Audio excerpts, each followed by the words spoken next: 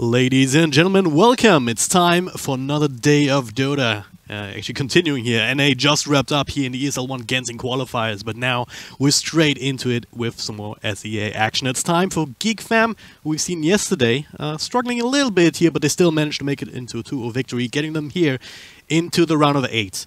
Execration, that's their opponent, that's who they're messing with, and well, I'm Dragged Up, I'm joined by Skim. How are you doing? Hey, yeah, I'm doing quite well actually. I'm really looking forward to this series. As you mentioned, we followed Geek fam already in this qualifier, so you know, looking forward to them facing off against Execration, one of the favorites going into this qualifier, of course. So this should be a good game. Like you mentioned, we did see Geek fam struggle a little bit yesterday, and we did highlight yesterday that if it was up against a team of Execration's caliber, they couldn't afford to have a lot of those mistakes that they did make in that series yesterday. So hopefully Geek fam, you know, I'm sure they've had some time to revisit what they've done and what they could have done better potentially. So I'm sure we're in for a great series. I do agree. I mean, it has to be. SEA, like almost every game that I've cast in this region over the past couple of months has been action-packed, to say the least, right? And even if it hasn't been, it's been just really deep, really interesting, fun Dota. So I do expect this series to be no different. And we already see some heroes that can make these kind of plays, like Clockwork. Very active hero, generally speaking, at least in successful games, right? And then the Omni Knight also putting their Clockwork firmly into that 4 role, one would think. But they're already up against Night Stalker that we've seen March play both games yesterday, I believe, in that offlane role, which is less common, at least for like the European and CS regions. Right, of course, definitely. But it was very successful, I'd say. I think the way he's been playing it was very good.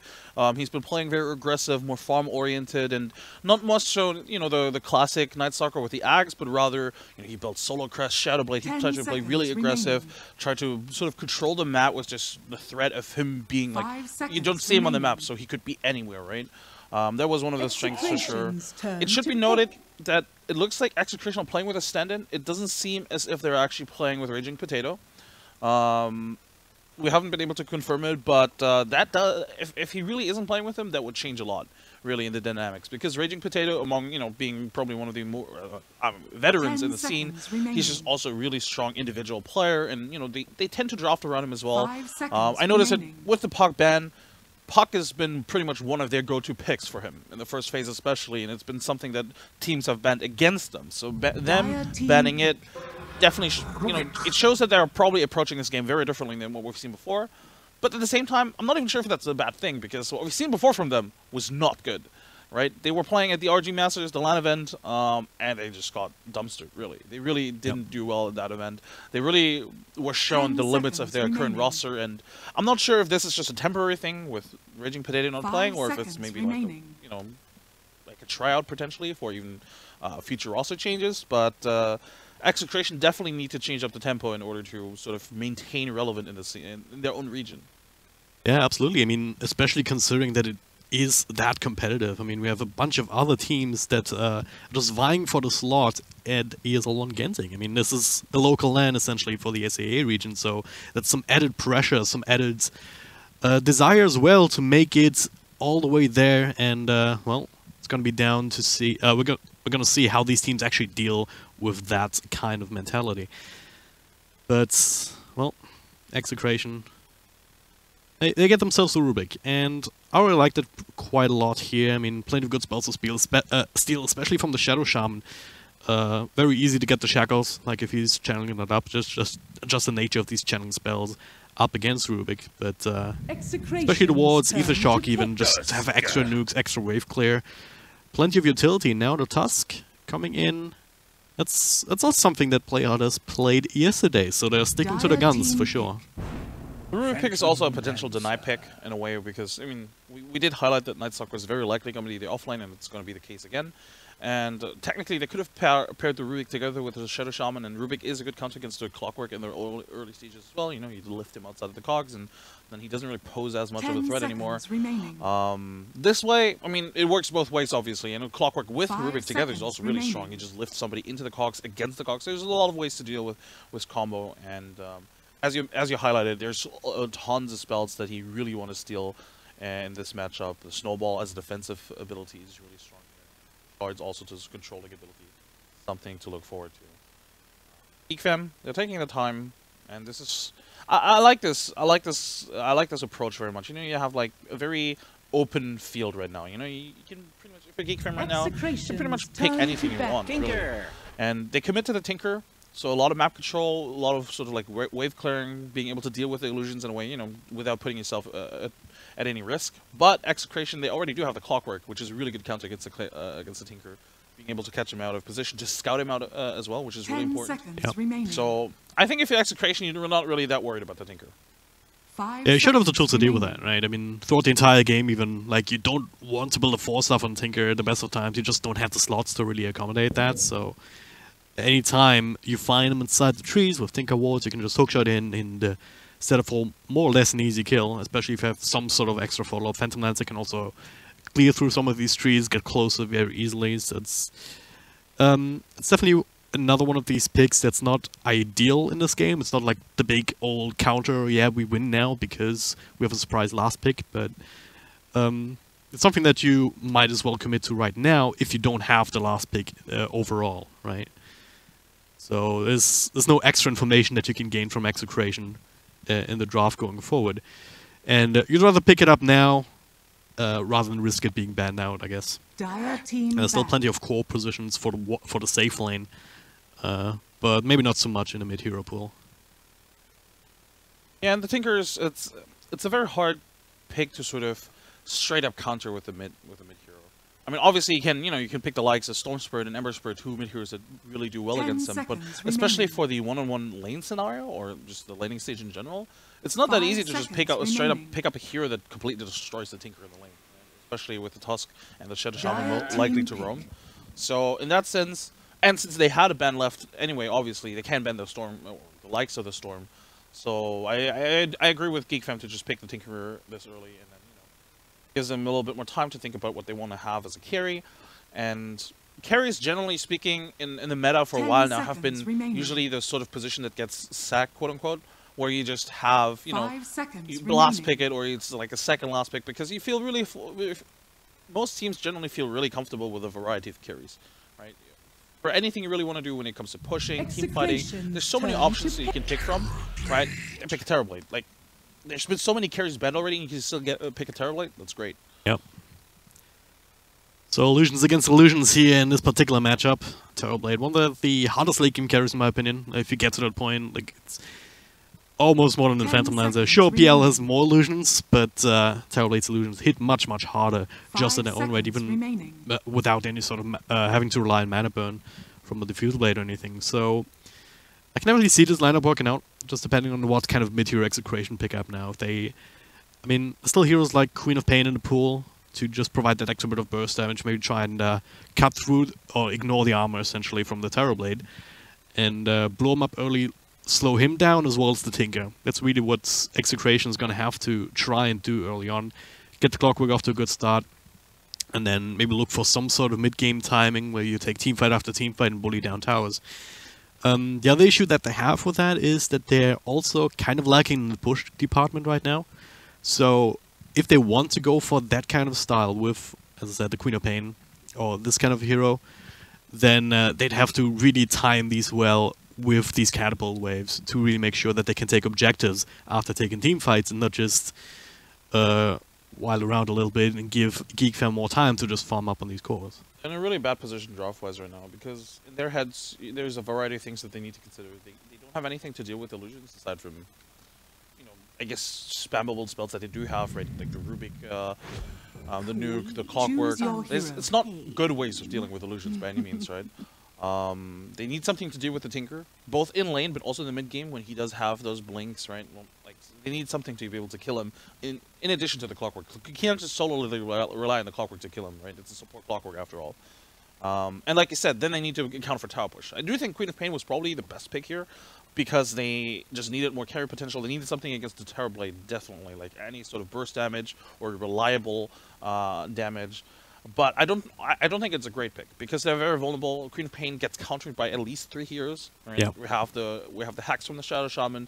We have the Snowball. There's lots of ways to scout her out, and there's a silence from the Night Stalker, of course. So I don't think it's a particularly great pick, but it is something that they were sort of like forced into because that's the kind of position they put themselves in during the draft. I would have, I know I brought this up yesterday, but honestly, would have thought Emerson could have been really good here. It's sort of the same idea as the Queen of Pain, but it's more reliable damage, and it's not as easy to kill in most cases. But again, I do see the point of the Queen of Pain because she comes online much quicker, right?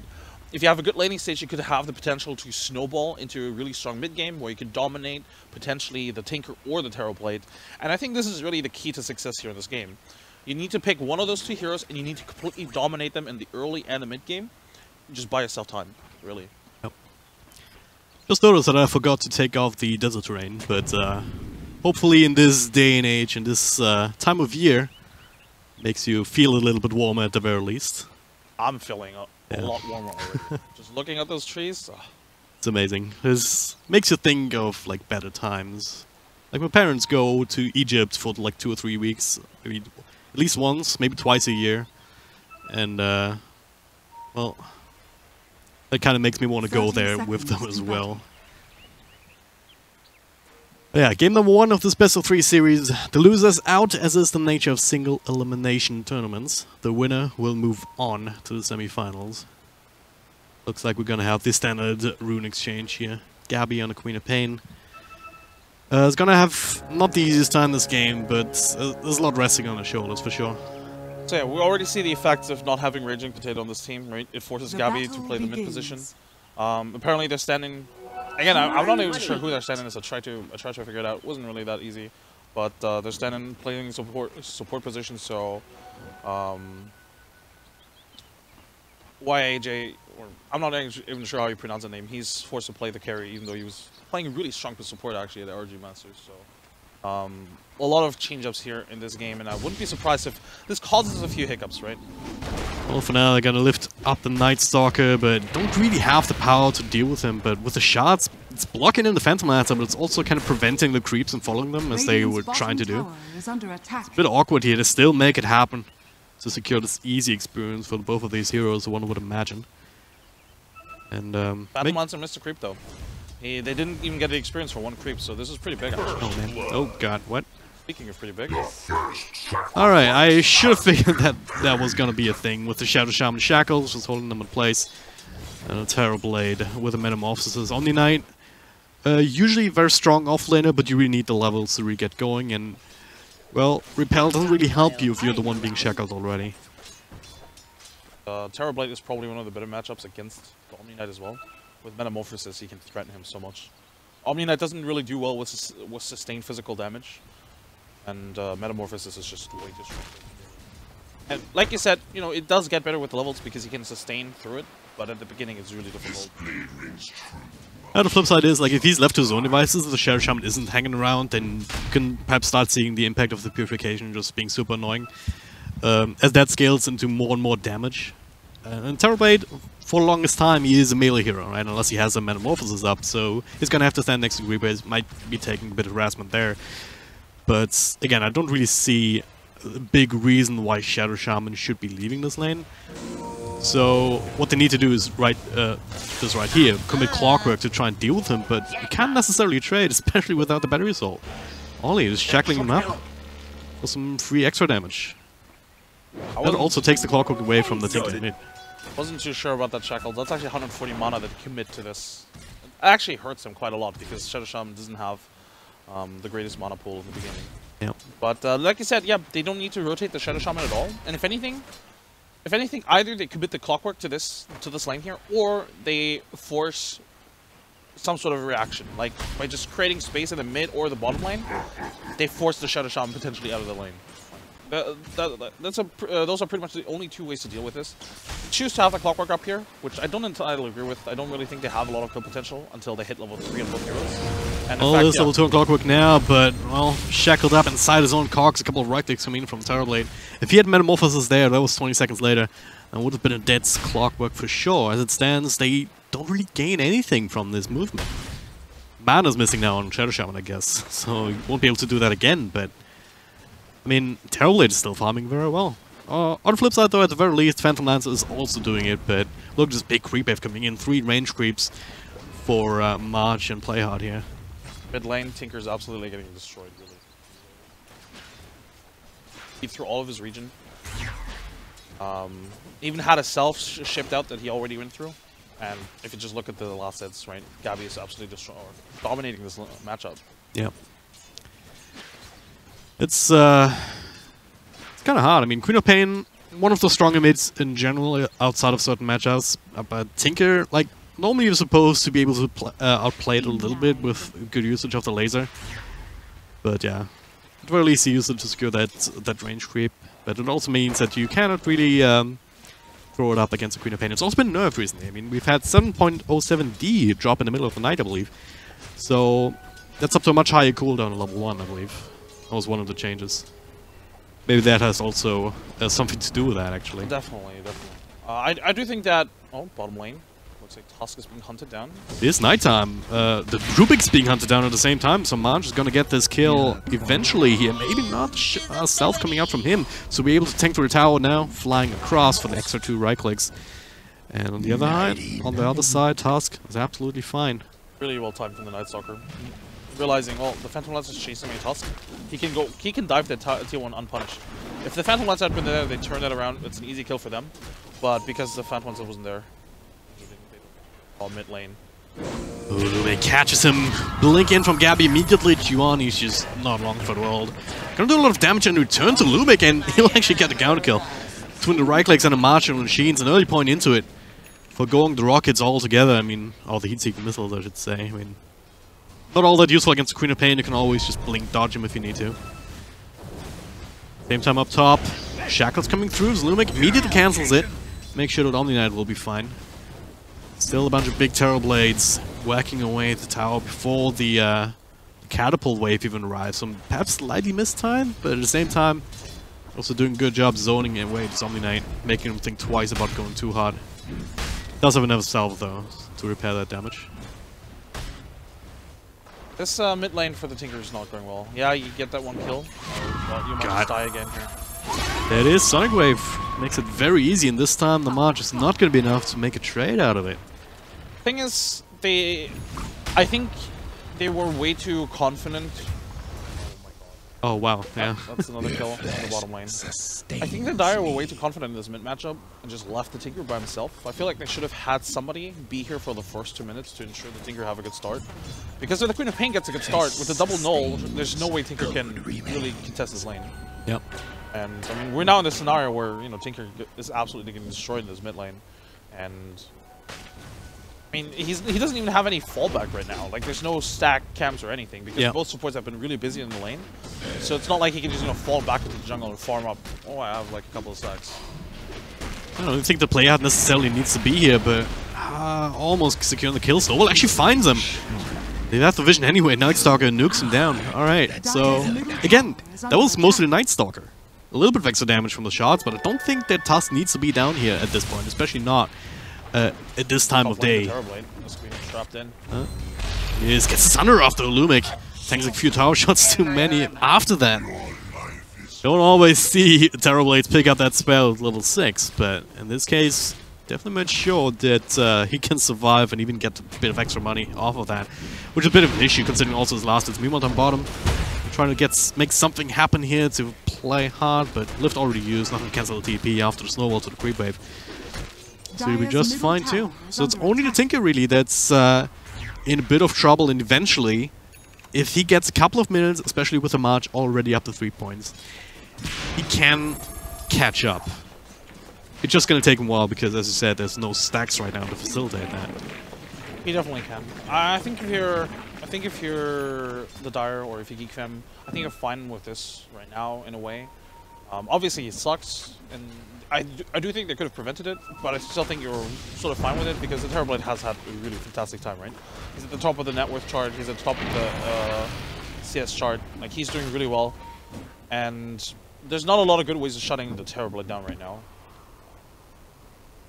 In that sense, you know, I mentioned it earlier, right? One of the win conditions for Execration in this game is going to shut down either the Terror Blade or the Tinker early and mid game. And I feel like if you're Geek Fem and you have to choose one of them being shut down, I think you definitely choose a Tinker. It's easier to combat potential, and again, Terrorblade is very difficult to deal with for Execration. Yeah. Well, for now, it's Gabby who's trying to leverage his strength. Does have another Sonic Wave available, even found himself in Invis room. Looking for somebody inside the jungle. I believe that Rune Pickup might have been scattered out, but his Diops overwatered mid. So they're not exposing themselves whatsoever. Juan is already farming up some jungle camps. Giving over the mid lane to Ollie to get some extra levels if he can. Same thing happens on the other side of Lumix, so far so standard. They just stacked 2 camps for him, right? And then now he's very close to actually... the third bottom lane, Phantom Lancer does get the double gang across, still have that available. But the Snowball brings him and Marge down here, lift up to prevent the extra void. Now the mana burns make sure that Marge doesn't even have that at all. With the extra bit of nuke power from Gabby, they get that kill and add another one. A good rotation and just overpowering 4 against 2. That's one of the ways to just repair these other lanes, right? For sure. And these are good kills to pick up, but I think if you're, again, if you're Geek fan, you're totally fine with this. That's the whole purpose of the Night Stalker toss duel offlane, to just create chaos, just to force those rotations. Because suddenly the Tinker could just sit mid, farm a wave, potentially even 2, and it forces the rotation. You just know where they all are, and you can potentially push a tower, kill the Omni Knight, push the tower, right? Yeah. That's what they can do now. So in that sense, yeah, you lose 2 heroes, but this basically what they're all about. You want to force this rotation, you want to create chaos, you want to really pressure the enemy into reacting as opposed to acting on their own. Yeah. Good path to that here with Metamorphosis. That should be more than enough to bring down this tier 1. And if you look at the Shadow Shaman, it's also closing in on at level 6. So once you have the Serpent Wards, you have yet another tool to make that happen. Meanwhile, Gabby, he wants more kills, he wants more blood. There's no Shrine available to fall back on here for another 110 seconds, so the Snowball will delay things. He's actually snowballing to the creep wave, or to the creep camp, I should say. Blocking him in, Gabby just blinks across. He's wasting so much time. Yeah, he is. He's creating a lot of space. He's still not dead just yet. Trying to TP out, and oh, they live this bit this time. Almost even played his way out of there, but... You know what? In the meantime, Tinker farmed BOTs. Yeah. And all of that, Tinker farmed BOTs, and suddenly it almost doesn't matter anymore that he got dumpstered in lane. Right, we talked about this yesterday, the mid matchup, yeah, it's still obviously very important, but dying in the mid lane and losing the mid lane doesn't even matter that much, because if you fall back for like just 5-10 minutes and just farm up your items, you can easily make up for it, and Tinker proved that just now. Suddenly his BOTs, sure, he's still behind the Queen of Pain in terms of net worth, but effectively, like, he's going to start snowballing now with those BOTs, and unless until the clockwork hits level 6, there's not that big of a threat of this Tinker dying, really. Well, you gotta just now believe he ate a home to facilitate that, so yeah, there is a threat. But you also need the extra damage, right? You also need to find him in the first place. You need to be in a position where you actually can get the heroes to where they need to be. And if Geek is the one dictating the pace of the game, then they're the ones who are deciding, alright, these 3 heroes down here in the bottom, right? They're pressuring this tier 1 tower. They have the Shadow Charm rewards available now. That's all that they really need. So they're forcing out the reaction here. And they'll need the Clockwork to, if they want to contest that, which does mean that Tinker can either come here and push this lane with them, with the help of the rest of his team to protect him, or he can go to a different lane and push those out. And, well, because his Boots of Travel, he can do both at almost the same time. Here, the fight breaks out, Snowball cross, but a repel. Make sure Lumix stays alive, so short range hookshot onto Ollie. Looks like he'll be betrayed. Maybe not, though. Not too much power, no damage from the Clockwork coming through, as he chases into 4 heroes. Gives us up his own life. That was very questionable here. They'll be able to farm some of these wards. The tower's still alive because of the glyph. Damage has been done. They'll get the task at the very least. Now blinking forward onto March. Another March of machines, though. Make sure that they cannot do any more than that. Once again, like you said, if you're a Geek fan, you're totally fine with this. You're dictating the pace of the game. You are forcing the rotations. You force the Queen of Pain off of the lane, and now that's Terrorblade pushing the tier 1 for free. You dropped the wards, sure, you lost the wards, and you didn't really actually get the tower, but look at how low the tower is at the bottom lane, right? Yep. This is really all they want to do. They just want to create chaos. They just want to deal as much damage as they can, and just buy space for the Terrorblade and the Tinker. Oh, what? Yeah, she or Gabby dove for the kill, but that's totally fine. Sonic Wave Quintet as well. Yeah. Just for support. I mean, most of the heroes that died on the die, if not all, was just the Tusk and the Shadow Shaman, right? I mean, I guess March died once, but that was about it. And Tinker as well. But yeah, we talked about Tinker. It doesn't really matter too much because he's still right on track. I mean, it was, what, 10 minutes with the travel? Still really good timing. I was a little bit later. I think it was like tower is under attack. 10 and a half, 11 maybe. But Yeah. actually, no. I guess it would have been, was around 10. Either Like way, 10 or 10 and a half. definitely is a really good timing still, all things considered, right? Dyer's bottom tower is under Getting attack. hook shotted. I'm looking at top lane right now. The snowball onto the Phantom Lancer with Fall of Silence. They're gonna get that kill. Meanwhile, Chuan is also in trouble with the hookshot, and Lumik being able to stay close enough for the Battery Soul to two important kills on both sides of the map. Lumik not out of woods yet either. March wants to try and find him, but Dyer's bottom just tower feel is comfortable under attack. diving across in this particular direction. Absolutely no vision for the Dire side there. Yeah, a lot of damage output from this Clockwork this early on, with the Battery Soul maxed, and then the Urn charges on top of it. Made it really difficult for Tinker to get out of there. And look at this, look at these wards. That's a dead Rubik. So there is a Rubik. Look at these wards coming out from the Radiant right now. They realize, alright, we have to take the fight to them, right? We cannot possibly just always be the ones reacting. So they plan very deep, aggressive wards to be able to find out the Tinker, find the rotations from the Night Stalker and the Tusk Force, and potentially even the Terrorblade, ideally. But I really like these wards, and it allows them to fight like this. Ollie, I think he was trying to de-ward this one, and now he just gets caught. Snowball across, so finds Gabby. He has another blink away. Lumik trying to just TP out in this. Nothing left to cancel it, actually. No mini stun just yet on the heat-seeking missiles. That's like, what's the talent? Level 25. That's not going to be there for a while. Radiant's bottom Well, but, tower you is know, under I think attack. if you're Execration, you're happy with this. Radiant's You bottom tower force the has reaction. Yeah, you lose the tower, but you were going to lose it anyway. It's inevitable at this stage. And for them right now, it's really important to get space for the Phantom Lancer. Yeah. He needs some time to take to get online. He needs, well, actually he's pretty close to the Diffusal Blade, but still, you definitely need that, and even buy space for the Omninet as well.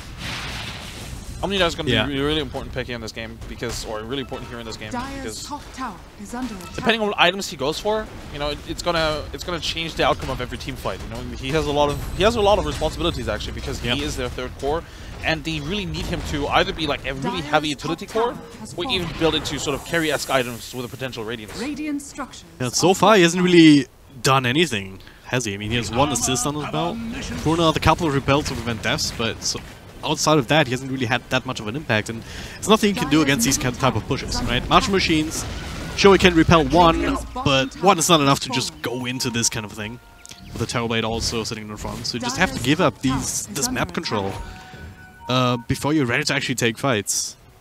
And I wonder if that timing is just never going to come for Execration. I really like how Geek fam reacted in the draft to the Omni Knight. They really, you know, basically like you pointed out, they rendered him useless. What is Omni Knight supposed to do against illusions pushing in that heavily, right? Especially Terrorblade illusions. If it happened any other illusions, if he was up against a Phantom Lancer, much easier because Phantom Lancer illusion is very squishy. But it's really not easy to play as an Omni Knight in this game. Yeah, you can be a defensive support against all these disables, but effectively Going into each other, Hawk shot coming in, doesn't get the cogs off here before it gets hexed up. Afterwards he does though. A little bit of extra damage done. Ollie will be blown up. Gabby with a nice angle down a Sonic Wave. March will end up falling to Lumik. And, well, they're all just going to freaking die here. Just one by one they drop the stolen shackles. They secure the kill on Terrorblade. No Sunder this time. Triple kill already for the Queen of Pain, and they blink forward with the Yules to find another one. Chuan trying to TP out on the high ground. It's not going to happen. The cogs just in time to make sure that they drop it. It is the Phantom Lancer secures the kill. All of a sudden, out of nowhere, full 5-man wipe. And, well, something that we haven't talked about. Like, if they find the initiation, if they can just rumble them, essentially. Because that's what happened, right? Clockwork came in, tanked the counter initiation, and then Gabby just had all the time in the world to find right angle and just leverage all of this power. Yeah, it really is. This is really how they have to take these fights if they want to take those fights. They just need to make sure that the supports can't touch the cores, right? Can't touch the Queen of Pain, can't touch the Phantom Lancer. And you do have two heroes that are really excellent just frontlining, the Omni Knight and the Clockwork.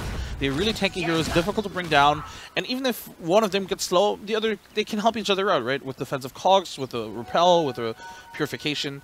So this is really how they have to take those fights. But again, at the same time, they had the superior positioning. This isn't always going to happen. Oh, top lane. That's again, first Ollie, orchid, yeah. I believe. I believe so as well, and they'll secure that kill very easily. March also used up into the air to make sure that he can run interference. And it's a good thing for Gabby, man. Ollie's always gonna be this squishy hero, so if he's isolated more or less, like if he doesn't have his entire team, or at least a Tusk, I guess, next to him, there's no way he survives this kind of initiation. Yeah, for sure. And then he could even, like, I think he can pretty much solo kill anybody, except for maybe the Night Stalker, because Night Stalker is pretty tanky at this stage. But even if he finds out the Terrorblade is not necessarily that tanky, or, you know, I mean, obviously he has a lot of armor, but against the magic damage and the pure damage from the Queen of Pain, not that great. Yep. Well, Smoke scouted the stack here, and Gabby actually, oh god, play hard. He's gonna regret his decision right now. Tanking the gank, I guess, but is that even gonna be enough? Silence on the Terrorblade, but makes it up to the high ground. But looks like they want to just chase Ollie. Free kill here, but now Terrorblade starts to turn things around with a buyback there from the Tusk. They get the Silence off the Omni Knight, but Guardian Angel already preventing a lot of the immediate follow-up damage. On top of the repel, Snowball will not quite connect. A couple of right clicks with the slow from March. They will get that one kill, but I'm not sure if that was worth it. Really wasn't. I think it was a very rushed decision because they felt pressured, you know. I mean, they're diving us to tier 3. This shouldn't be happening. Yeah, especially with the tier 2 still up, right? Exactly.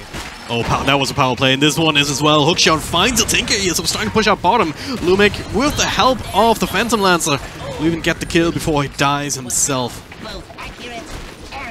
Well, that's the counter that we were talking about. Lumic starting to get into zone.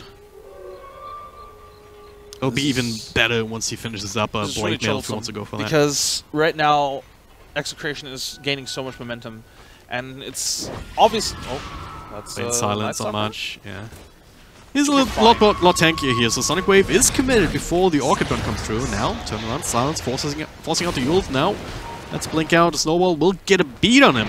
And Shackle. Oh, the shots actually catch him in. Wallace punch. They have more control. They do not quite. But March close enough into the arms of Ollie, shepherding him towards the Shadow Shaman. So Gabby biting off a bit more than you can chew.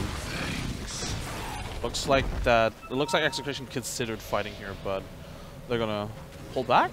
No, are they really gonna fight that? They are 4-star forward here into the Terrorblade, lifted up into the air. Phantom Lancer stands directly away, but Stick Jaw's picking him up back to fall. The Cogs trying to disrupt here, finding Ollie. Still gets the wards off. Don't get too many things done with that. So it's so far only Shadow Shaman dying. Lumic on the run, pops the Shrine. Terrorblade really wants his kill. Together will play hard. They will find the control. They will find the chase potential. But now Omni Knight and Rubik with the Storm Jackals looking to turn things around. But Terrorblade, well, Thunder is still available here. Needs to find a target to do that too, though. Everyone's super low on the other team. Don't think you really want to screw up the Tinker, but it doesn't matter. There's no more power. There's no more damage potential coming out from the Radiant side until the Phantom Lancer comes back to the fray. The hookshot used now onto Jan. The Ward's still alive for a couple of seconds, but not going to be enough to keep this Tinker safe. Very scrappy fight indeed, but overall, with all of this committed, Tinker dying again, like, he's a hero that can catch up, but he still needs to keep going. It's not enough to just be at Blink Soul Ring right now. You need Kaya's, you need...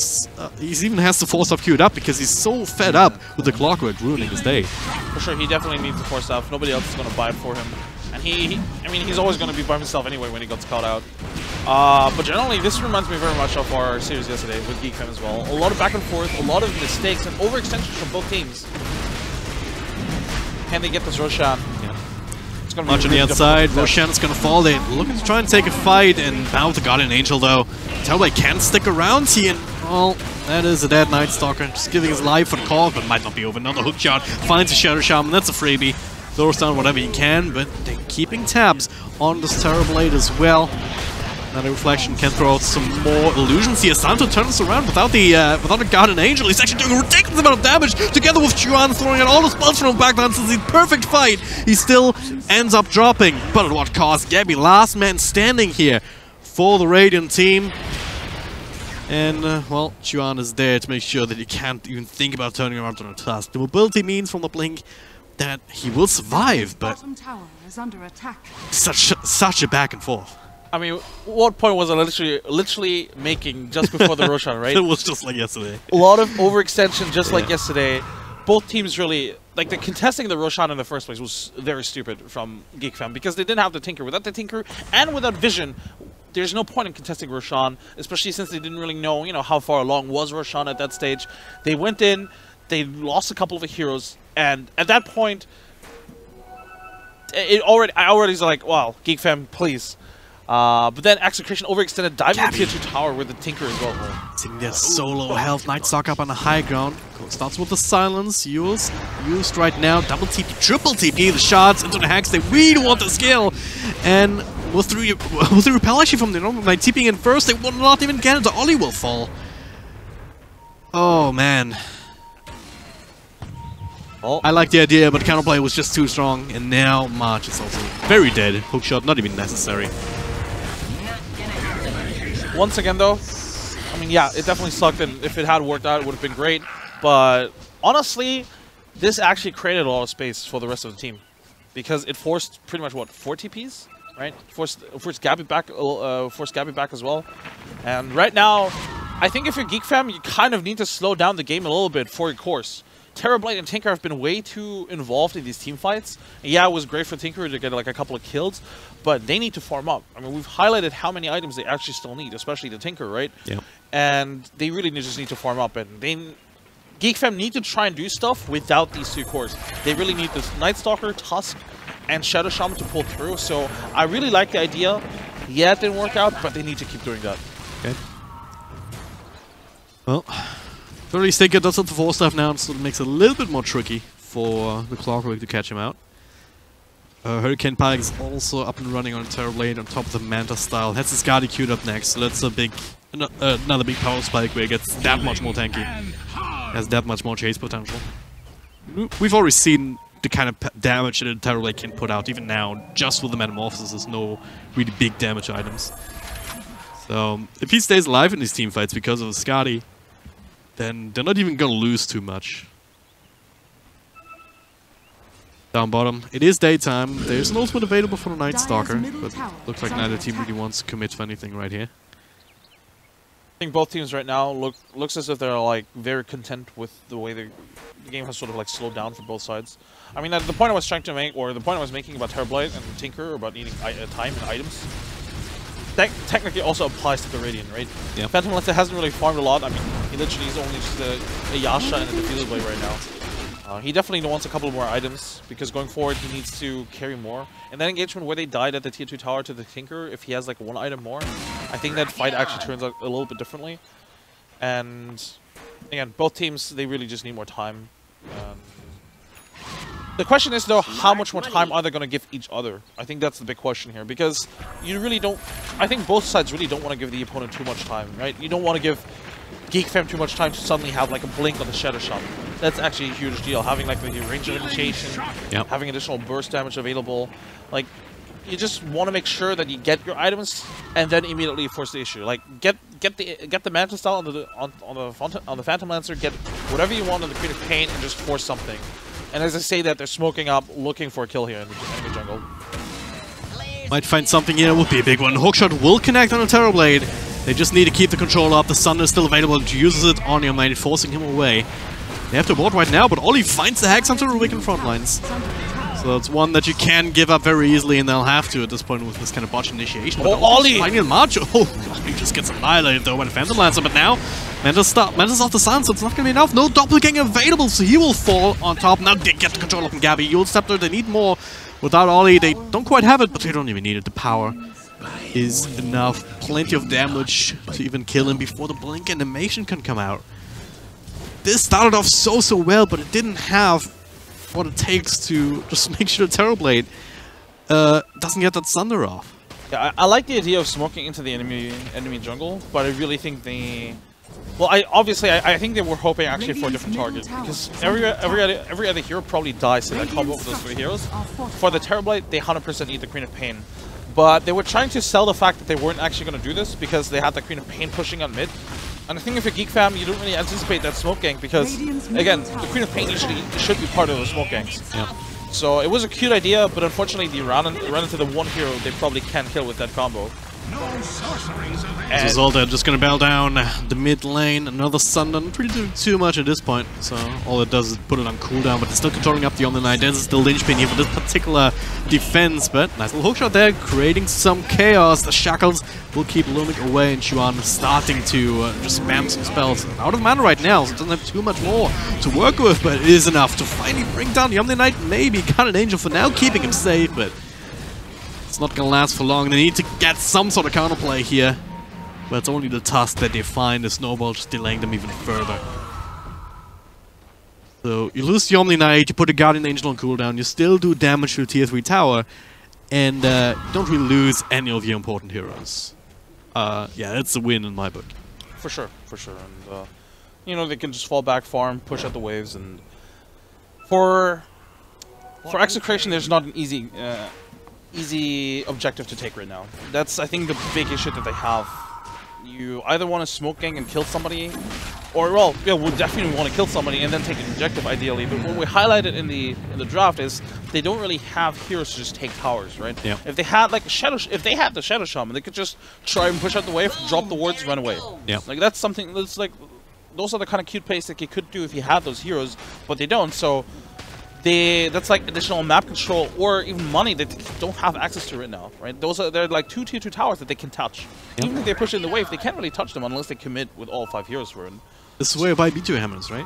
It's been buffed. 2.5 seconds now. It's been buffed. So I still don't think it's a good item, but hey, yeah. It's been buffed.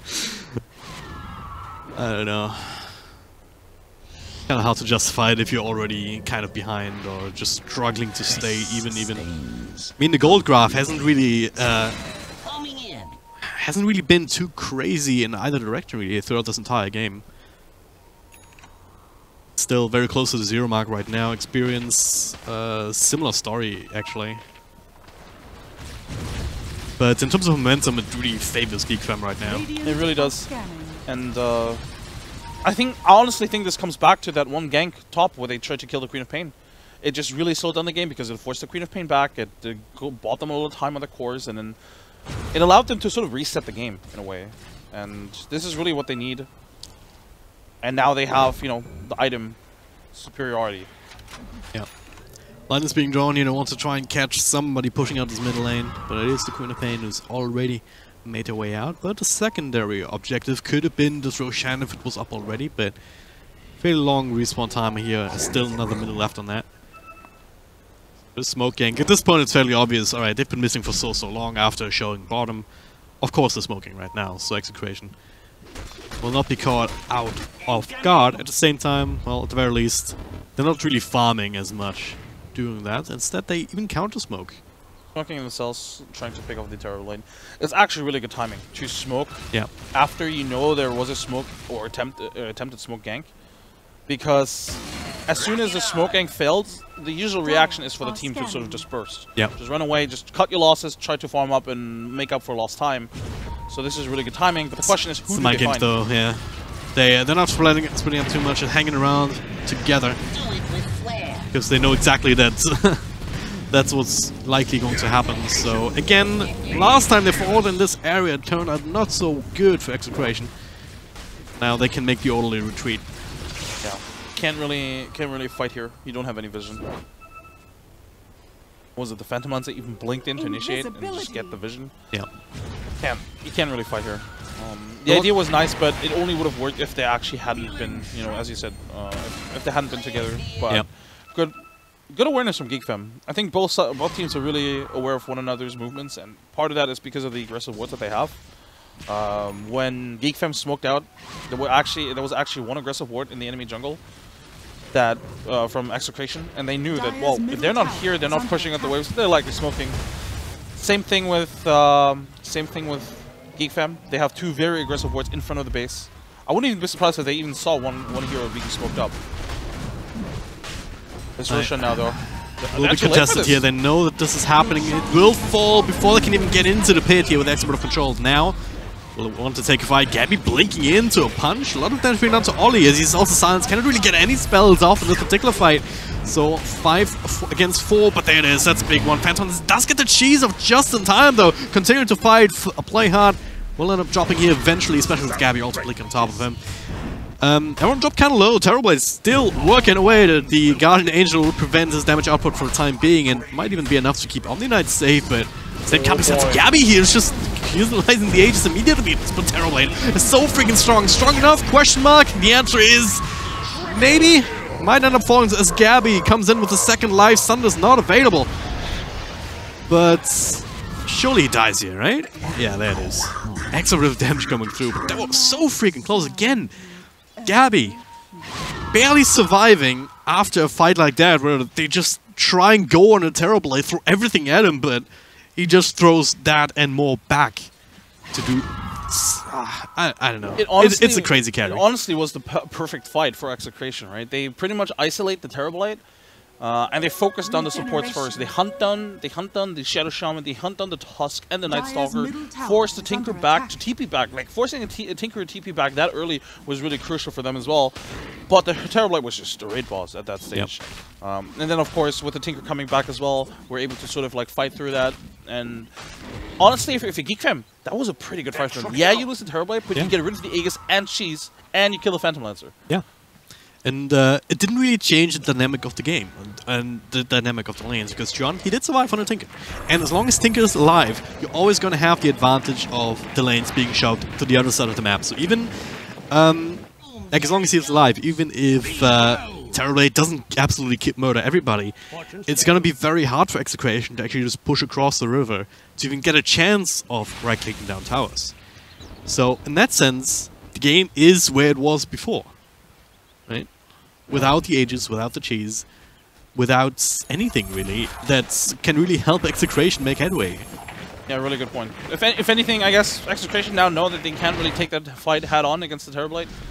They probably need the supports in a better position at that stage, but Terrorblade, to be fair, also did a really good job at making sure to give his team the best advantage in that fight possible by isolating also the supports and the Omni Knight as well, right? Yep. Omni Knight wasn't actually able to really help the Queen of Pain and the Phantom Lancer in the early stage of the fight. And I don't know, it looks like Execration feel like they need to force group together, but I think they can actually try to take this a little bit later, try to farm up on heroes and then fight later on. I don't think they have to group up right now, because I think their Phantom Lancer is just too weak still. Yeah. He's a solid 7,000 net worth behind the Terrorblade. He really just needs to farm up, get that heart online, get potentially like a butterfly online, and then fight.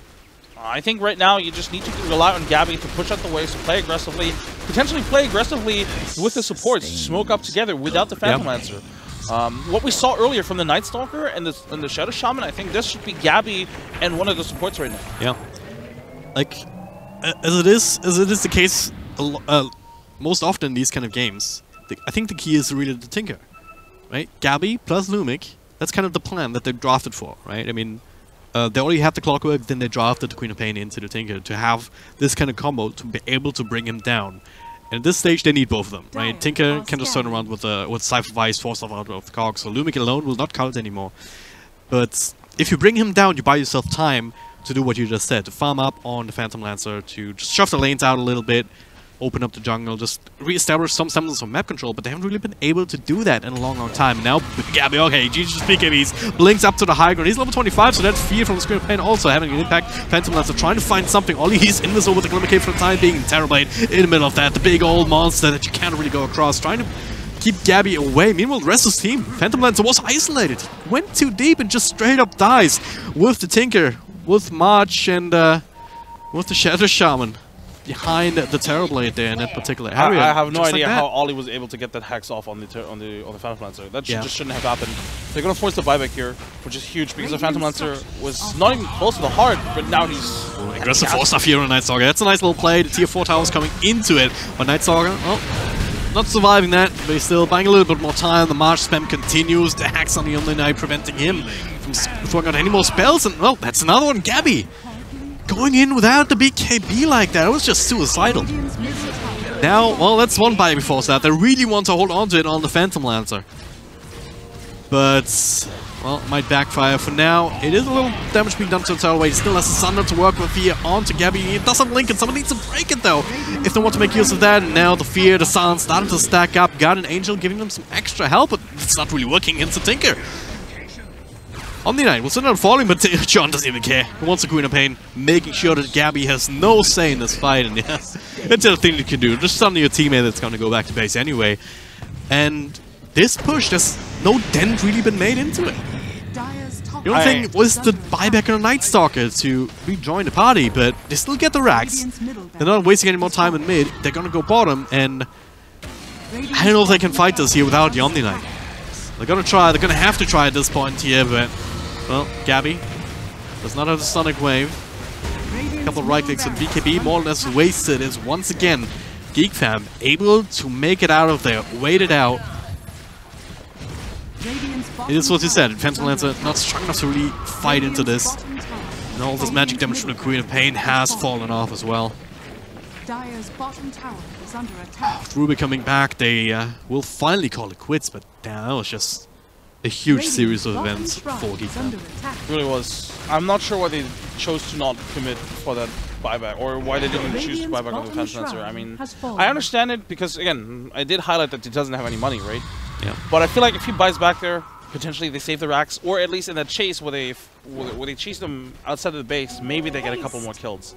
But that way they just threw a couple more lives and bodies at them, and maybe and definitely lost the racks because of it. So I don't know. I will say though that now that he didn't buy back, he's very much close to the heart, and he needs it to fight against them. But now that there's a butterfly on the Terrorblade, I'm just not sure how they will deal with this. They just don't have any reliable damage against him. And this is where the Queen of Pain falls off, right? This is where she falls off with her item build, but also just naturally as a hero against Terrorblade. Her damage is not gonna be sufficient to deal with the Terrorblade. And sometimes you see Queen of Pains going into like the AC, the Bloodthorn, and even the Cypher Vice to just buff up your right click, something like that. But Gabby hasn't really been, he couldn't afford to do that this game, right? He has 4 defensive items more or less. Shiva's Guard, yeah, sure, he also gives you like 30 intelligence, but it's mostly for the armor and the slows. You have the Lincoln Sphere, the Yules, and the BKB. None of that really gives you a crazy amount of right click damage, which you need to just kind of help out the Phantom Lancer at this point. Because even with the heart, it's not a butterfly. His damage output is limited, especially against the core that's most important to try and bring down the Terrorblade. That guy is sitting at 46 armor, almost 70% physical damage resistance. Right now he's sitting at a perfect number 69, but right. It's an issue that they have no real solution for right now. So Geek fam, I really love how they're playing these fights. They know exactly what they need to do to win the game. Just control the map with Tinker, push high ground, and then just wait out these big abilities and the big cooldowns with the BKB and Gabby, as well as the Guardian Angel. When was the last time we've seen a Guardian Angel turn a big team fight around? Very good point. By the way, the smoke was scouted out. I'm not sure what scouted it out. Might have been just that they were looking at the map, looking at the place, and they just saw the smoke animation, but they pinged it out perfectly. Like the Terrorblade immediately knew where they were gonna head, so looks like they're trying to bait them into something. He's pinging it out perfectly. He's just like, yo guys, they're right here. Can we just position ourselves this way, please? Well, that is still the initiation of March. He's just tanking that at this point. Almost like he fall, but Terrorblade in the middle of that stance, right click away. Kind of cool going Lumic with the Blade Mail, but Shadow Shaman, well, the next one on the list. A bunch of Phantom Lancers in the middle of that.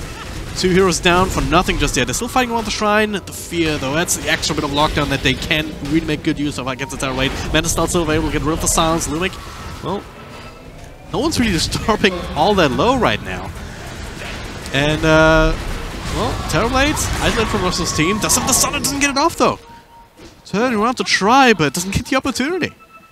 And, I think that was just Chuan not really being there with the marches, right? And the spam. I'm not sure where he was at throughout the entire time. Thing is, I don't think they should have taken the fight in that position. They didn't really have superior vision, and then the Terrorblade just walks into the enemy. It forces his team to sort of... Like, if they want to take the fight, they have to take the fight from the high ground position, right? They have to force the enemy to walk up high ground. where they can set up for the March. Like, yeah, the Tinker wasn't there, but it was a really bad position for him to be there. Like, he couldn't just blink in and march because he would have died very quickly. So I'm not a huge fan of that engagement overall, especially since they knew this was happening. They literally pinged out where the enemy were, they pinged out where they want to move, and then they walk into the least favorable position out of all. I think they felt overconfident because they had a shrine there. I think they were a little bit miscommunicating in terms of where they wanted to position themselves, especially in the supports. Yep. And then with that kind of angle, if you can't control the Phantom Lancer early on, if you can't control the Omni Knight early on, you're just going to lose the fight, especially if you don't have that March to back you up. If they had the March to sort of back them up, I don't think Phantom Lancer is that big of an issue in that fight, but just because, again, the Tinker wasn't able to get into that, the fight was basically decided very early on, really. Yeah. Well, bit of an issue, so definitely a step in the right direction for Execration. Right? They need to take a couple more of these type of team fights, though, because if you look at the map, nothing's really changed, right? Tier 2 tower is still very much alive and kicking, bottom lane as well, so again, comes back to what I was talking about earlier. With the Tinker surviving, you still have control of the lanes. So there's no further objectives that came out of that particular team fight, especially since Ro8, I believe he was also a couple of seconds off respawning. So now, that's going to be the next big point of contention. All the ultimates available for both teams almost here, 20 seconds on the Sonic Wave, 30 on the Guardian Angel. So this is good timing here for Geek to try and make something happen. Gabby and able to blink out. Same for the Phantom Lancer with the Doppelganger. Need to wait a little bit more, then they can maybe try and find another fight just like that. Gabby, by the way, is transitioning into that carry build. So he has the Bolt now, and he has the Maelstrom queued up next. They really need it. They need additional damage. Smoke in, as a DD rune even on Terrorblade, TP, and they find Gabby does get the BKB off, starting to turn things around with the Fear, but well, just slowing down the Terrorblade, super useful, still going forward, being super freaking still. The Ice Shot's actually blocking away the Omni Knight, now gets the Guardian Angel off. That'll prevent the easy smackdown here for Terrorblade, but Shackles keeping the real Phantom Lancer down, and he is down indeed. Not coming back either for another 100 seconds. Lumic next on the list, 70 seconds on the clock there. No buyback in either one of these. Still, he's actually off in gold. He has an off cooldown, he's missing 80 gold. And if they realized it, this could be huge, but if they had realized that this is 100% racks and maybe even tier 4s or whatever, but they're playing it safe, can't really fault them. Honestly, the Phantom Lancer needs a defensive item. He's been playing, he's been trying to get away with his item build right now, and with having just the Mental, but it's not enough. They've always been able to manage to lock him down with the Shackles attacks. All he has been on point. Like 2 or 3 times he gets the Phantom Lancer completely out of position, in a position where the Phantom Lancer shouldn't be, right? Yep. And this is where I think he just needs a defensive item. Yeah, he's sort of tanky, but if he just gets caught out by Shackles, he's dead. And I guess you could also say this is where the supports technically need to be there as well. Like the Shadow Shaman, when he's shackling the Phantom Lancer, he's exposed, but nobody's in that position to actually cancel those shackles. So just the 2 of them there. I mean, Omni Knight's trying to do what he can, but he got did get the Guardian Angel off. But once again, it was one of these ultimates where it's just like, all right, press it, let's get the hell out of here, instead of just, all right, I pressed the button, let's just turn it around here. We are invulnerable to the Terrorblade right now. Let's make use of that to actually kill him. But again, one of these times when it hasn't happened. Buyback has ticked in, but it's still 10 seconds off anyway, so don't really want to use it. But T2 has fallen. Double Serpent Wards here with that third Ro8. He had the refreshing shot, and it was stolen by Rubik, so it's some more ward action here for the time being. But the damage is still being done. The tower will fall eventually, despite the Crimson Guard helping out a tiny amount. A little bit of topside rack is going down. Execration don't really want to fight into this if they can help it. Just have to hold on, hope for another opportunity. But just gonna get harder and harder. Okay, Gabby with the BKB. Not sure what you can do with that. BKB and repel on top. A bit of miscommunication. But those times where we want to really be spelling, you know? I really like the way Gabby's been playing this entire game. He's really been putting the team on his back and just been trying to play really aggressively, drawing a lot of attention, but it's difficult for the rest of his team to follow it up. You know, usually if they had a bit of a different lineup, maybe they can sort of like make use of the chaos that Gabby causes. But their lineup is honestly pretty bad right now, like for this kind of scenario. Because of Rubik, have we actually seen any impact from this Rubik in this entire game? I don't want to call him out or like flame him, but it's just the pick. I know why they picked it, and it's a solid pick, but throughout this entire game, he's been basically useless. Whereas if we look towards the other side, every hero on the dire side has had a huge impact. And Tusk with really clutch snowballs and shards, as we pointed out earlier. The shackles and hexes from the Shadow Shaman were on point.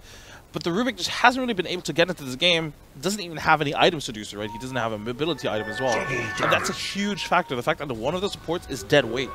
Yeah. Starting to add up here, and now DD and an Invis on the Terrorblade. So the insult injury. He'll find everybody. Perhaps looking to smoke again, and he'll break it immediately. That's just feels Batman right there. But the rest of his team not quite in position to actually help him out. Ollie will be tracked down. Play hard is there with the snowball. The Glimmer Cave actually making sure that he's safe. Now Terrorblade will reveal himself. That's only then taken care of immediately. Down for the count, 80 seconds, no buyback. Lumik also dropping, and Gabby to try and run away and blink away will be successful. But this might just be the end of it. Yeah, with the Omni Knight down, they can just go for Megas. Bit of a, I guess, good attempt from the Radiant. You know, they did get the Night Stalker, but it was also Night Stalker with the Aegis, so no point in actually killing him. Yeah. In a way. So yeah, this should be Megas. There's nothing they can really do against this. The nature of their lineup and up against Megas, I just don't see Execration coming back to this. Not against this Geek Fem lineup. Gabby's, well, he's keeping himself alive with spell lifesteal, I guess. Limping back to the fountain, man, it's way too powerful at this point. Phantom Lancer trying to do what he can. Lances it off. Gabby coming back in. That's actually happening in Sonic Wave. We're doing a decent amount of damage here. Tusk will fall. March next on the list. Eats a cheese. But there it is. The big old Terrorblade. And huge laser. Actually got the Hex over the Queen of Pain, so that's third down for the count. Or whatever buybacks they can. GG will play. That was foregone conclusion after the last scrappy attempt in the Radiant jungle. But the writing was on the wall for much longer than that, I guess. It really was. It honestly, I mean, it was a very entertaining game to watch, right? And I do think that there was a lot of good things that you can definitely talk about in regards to Execration. But at the end of the day, I do think this was almost decided in the draft as well. I feel like they had a timing, and they definitely could have won with their lineup, but I think they had a very narrow timing where they sort of like hold down the Tinker or the Terrorblade, and then transition into a mid game where they just sort of like snowball from there and just overrun them potentially before either of them come online. But because they weren't able to hit the timing, suddenly you're up against a 6-loaded Terrorblade, you're up against a 6-loaded Tinker.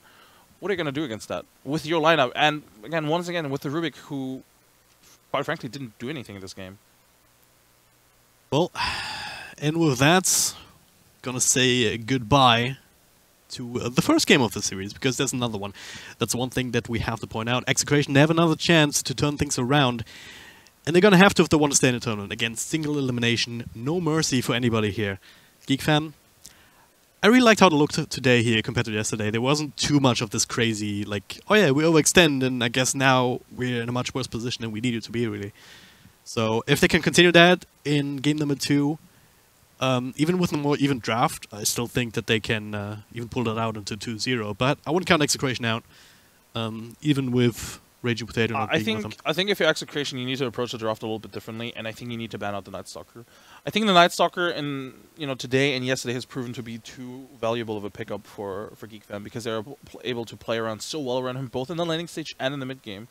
And I feel like that was the huge factor, because every time they needed space or needed time or needed a distraction, needed to create chaos, he would do it. I'm not saying he can't do it with other heroes, but I do think that the Night Stalker was a huge thing, and it provides so much control for them because of the silence, because of the map control, right?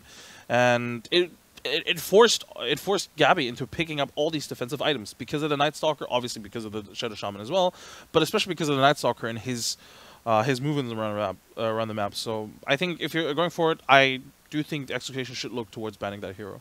Yep. We'll see what happens. We're going to take a short break, but we'll be back with game number 2 in just a couple of moments' time. So don't go too far away.